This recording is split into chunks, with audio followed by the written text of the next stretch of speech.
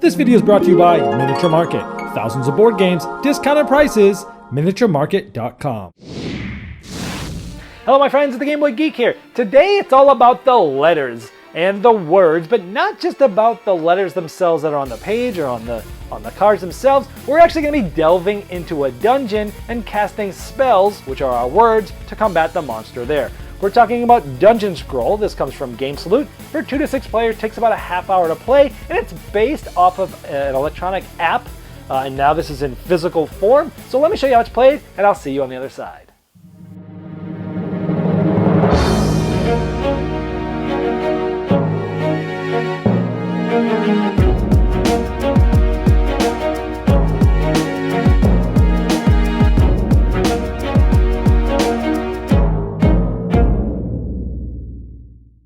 In Dungeon Scroll, you're going to be going down a dungeon crawling, trying to defeat monsters by making words with letters. At the end of the game, you're going to create the dungeon. Now, the dungeon has different decks that you will separate out and shuffle at the beginning of the game. There's an entrance, first floor, second floor, dungeon boss, and final room. There's only one entrance and final room, but how you do this is you leave the entrance on the bottom. You take 3 cards of first floor and put it there after shuffled. You put 3 cards of second floor. And then you take a dungeon boss, and then you take a final room. Now when that's done, you get rid of all these other cards. They're not used in the game. And then we have this one pile. This pile now simply just gets flipped over. And we start with the entrance. And the entrance is a locked door. And it says, the door to the dungeon is sealed by ancient magic. Any word may be played against this challenge. So you can basically play any word at the locked door. And whoever has the word with the most points is going to get 4 gold, then 2 gold, and then 1 gold in that area. Now everybody starts with 8 letter cards. They will not look at these before the game starts, and they start with 5 coins. When we get this first challenge and we're ready, we say go, and then everybody can look at their letters and try to create a word. Now, in addition to using the letters that's in their hand, at the beginning of the game, there is a letter library created. There's 2 letters that come out.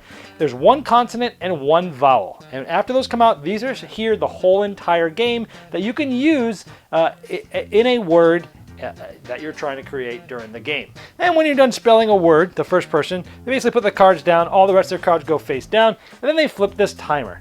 Everybody else has that much time left to complete their word. When this thing runs out, they say stop, and if anybody has not completed the word, they don't get to do one this round. And then everyone gets to make their word. So I have A, N, T, this is a wild, and I. So this would be 1, 2, 3 points times 2. I would have 6 power for my word.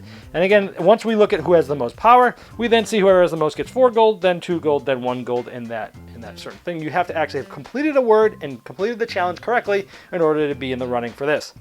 These cards would get discarded because I used them. I would draw back up 2 because I played 2.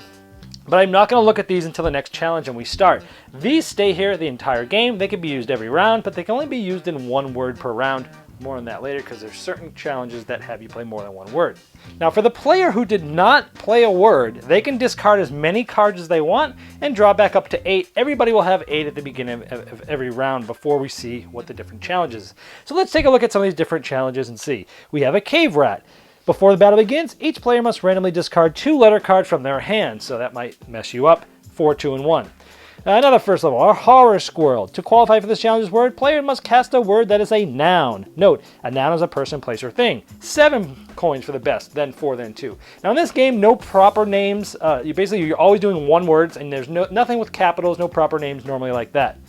We have a dark mage. Some multipliers, score multipliers have no effect when creating this word power. So when you saw that times 2 earlier, those aren't going to be used at all. Now, I showed you some words and some letters before, and most of them were all 1s, but letters that have less, that are used less will be more. Before I showed you all letters that were 1s, but there's letters that are worth, 3, 4, the X is worth 8. Harder letters to use actually have, higher scores and things like that. So for a challenge like this, you'd want to try to use the other ones because no one can use a double power.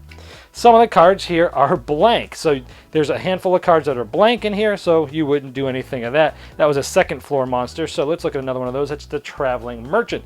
And for example, gold for quality scrolls. No battle occurs in this challenge. Players may look at their hand for up to 1 minute. 2 turns of the timer. Each player may sell letter cards that have power of 3 or greater for 2 gold each. Letter cards with the score multiplier can also be sold for 3 gold. So here you're sort of trading in letters for coins and back and forth, and that's an interesting little piece there. Here we have a mirror maze. If a player casts a word with 4 or more letters, that player may immediately refill their hand and continue casting more words. Of course, they start the timer first. All of the players' cast words count towards their final word power, but before the challenge starts, shuffle any discarded letters back into the deck. So, interesting little twist there. We have bats. Players may cast multiple words in this battle. If player does not cast at least 2 words, the player loses 2 gold. This does not disqualify the player from the challenge's reward. So again, it's really cool. You're going to try to do a bunch of little words there. Then we get to one of the bosses. Here's an epic battle. This one's 9 coins if you get it.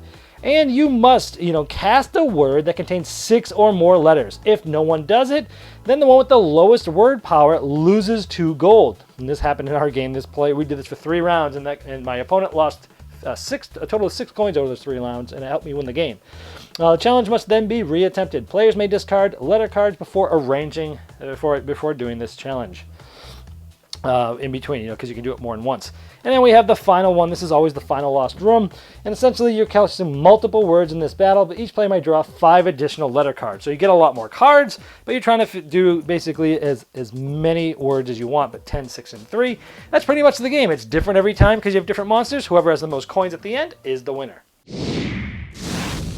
I'm an engineer, so I love logic, I love deduction, I love things that are mathy, I love economic games and things like that. I don't really like word games, but I find myself liking a decent amount of word games over the last year, even though I don't typically like them, and this is one of them. Let me show you about the reasons why I like this. Number 1, it's quick. It's 30 minutes or less, you're done. Number 2, it's simple. The mechanism is simple. You're creating a word, and that's pretty much it. And if someone else creates one before you, you're trying to rush and get done. I like how if you get stuck and you don't get a word, you can discard as many cards as you want. That gives you a little bit of flexibility. I like that rule, especially for people like me who aren't very good at these games. If you don't get a word in time, at least you get new cards. I like that.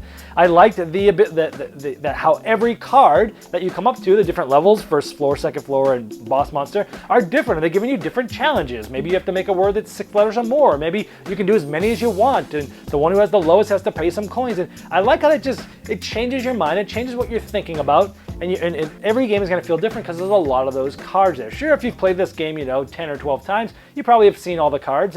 But again, it's just imagine after you've played it, you've seen that card again. Oh, I've seen it before, but good.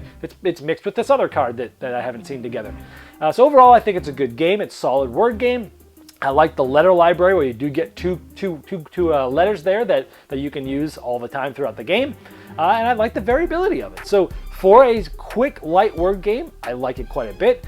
There's other word games that have come out recently that I've really loved, like Paperback and Letter Tycoon, and then the Sid Saxon classic Byword. Those are all ones that I really love. This one I also like. This one is shorter, a lot shorter than, say, Paperback, about the same time as Letter Tycoon, where they're both sort of economic games where you're trying to make money with your words. The other one's more of a combo building game, where this is more of, hey, let's just see what this challenge is, get a new challenge every time. So they're all different. If you like the theme of fantasy, but you also want to do words and crawl a dungeon and do it quickly, this is a pretty basic one that's a lot of fun, even for people that don't like words. So if you like word games, you're looking for a quick one, this is one to check out, and that's Dungeon Scroll. This video was sponsored by Miniature Market's Review Corner. The Review Corner features podcasts, video, and written game reviews by gamers for gamers. Miniature Market, the online gaming superstore. Thousands of board games, discounted prices. Check them out at miniaturemarket.com.